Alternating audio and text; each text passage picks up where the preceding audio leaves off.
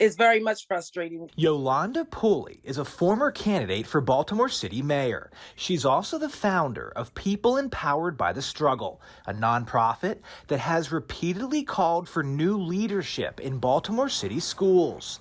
So far, it's been unsuccessful. But this week, Pooley watched a similar effort succeed in Baltimore County. Clearly, they have their educational justice. I'm just going to ask, where's Baltimore City's educational justice at this point? Pooley tells Fox 45 when she heard the superintendent of Baltimore County Public Schools, Dr. Darryl Williams, is stepping down, she was embarrassed for Baltimore City. The battle cry clearly is not loud enough, or, we just have some arrogant people sitting in leadership. Dr. Williams became superintendent in July 2019. This past Monday, he announced he will not seek a second contract. We've been trying to get a hold of you for weeks. The decision follows more than 3 years of controversies and pressure from multiple groups asking the school board to replace him, including members of the Baltimore County Council, the Randallstown chapter of the NAACP, and the Baltimore County Parent and Student Coalition. Similar demands have been made in Baltimore City.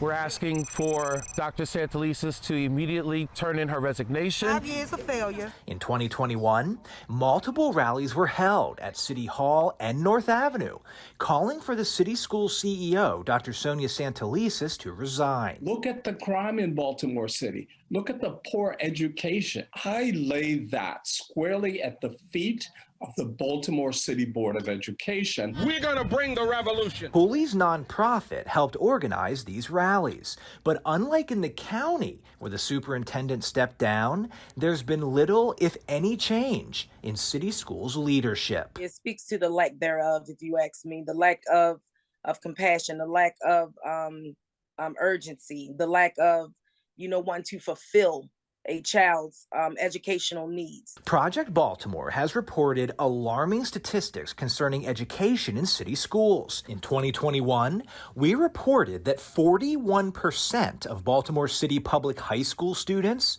earned below a 1.0 grade point average through the first 3 quarters of the school year. In 2022, we reported that 77% of students tested at Patterson High School were reading at elementary school levels. And now, state testing results just released show only 7% of 3rd through 8th grade students in Baltimore City are proficient in math, meaning 93% cannot do math at grade level. And through all of it, the same leadership has stayed in place. On behalf of the citizens of Baltimore, I am pleased to salute Dr. Sonia Santelises. Dr. Santelises was hired by Baltimore City School Board, which until this year was entirely appointed by the mayor.